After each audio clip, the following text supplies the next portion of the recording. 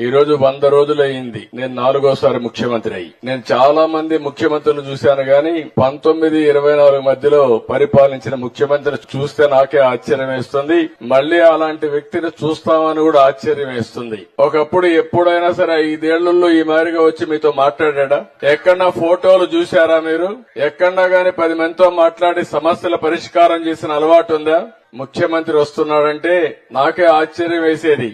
ముందు పరదాలు కట్టేసేవాళ్లు.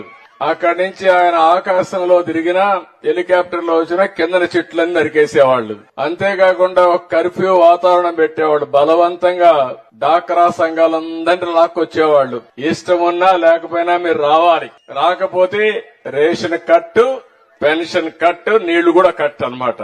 బలవంతంగా మొబిలైజ్ చేసేవాళ్లు. నేను టీవీలో చూసేవాడిని. మీరు ఇంటికి పోవాలి, సాయంత్రం అయితే పాలు పిండే పరిస్థితి, పితికే పరిస్థితి వస్తుంది, వంట చేయాలి.